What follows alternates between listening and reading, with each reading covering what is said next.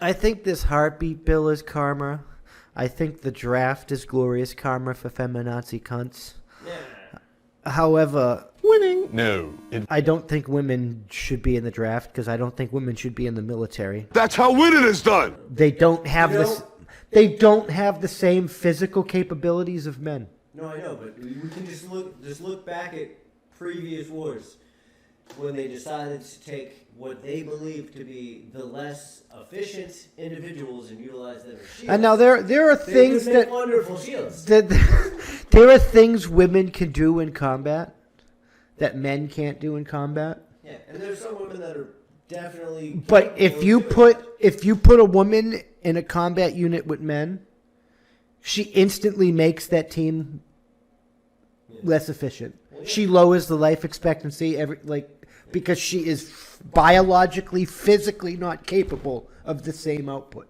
She's not, even if she pushes herself beyond the 110% and she damages her body and gives it her all in defense of the country or whatever, she is still not physically capable of the same level of output as the man, and a unit is only strongest as its weakest person. Well, not even that. So all female units. Well, let's minus that aspect of it. It's still the hormonal imbalance that would be taken into. I mean, all female units. You can't stick a chick in a room full of dicks and not expect shit to get weird. Whether in a weird sensual format or the fact that it's going to mess with fucking people's mental. I mean, that they're happens. They're all going to have some perceived thoughts. So instead of putting down business and getting to plan, every now and again they'll be like, well, that ass just kind of leaned up that little anchor I had to climb up over here, and yeah, I kind of visualized that, and that fucker shot me in the ass. Should have been looking at that fucker. Looking at that ass.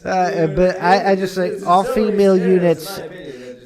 The countries that have female, the countries with successful female soldiers, like really successful, like their numbers and their statistics are on par with the men, are all females, because they can push themselves to the limit of being a female, and none of them are all right because none of them have to. None of them are going to bring the other one down. So if a woman is doing better than the other women, they got to compete. They can compete and raise the women to their level. But if at a certain point, in order for, I think it's probably the same thing depending on how much of a drive the woman has. She's like, I have to beat this man. But they're not physically capable of I think it depends. All right. All I'm saying, and I'm going to get this out here before technical difficulties ruin me, is at some point when you make dual standards that a woman and a man can both achieve, that is bringing a man's possible output level down. It's always making him less effective as a soldier. Winning. No. Yeah. Facts.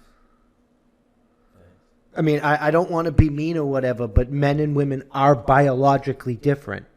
Okay. We've had this conversation, and if you look through in some of our podcasts, you can find back to it where we had a more in-depth communication based off of this topic alone. Bone density. I'm not saying that they shouldn't be free. I'm not saying that I'm just saying that all female units is the best way because they have a right to serve and they should be allowed to serve. Yeah.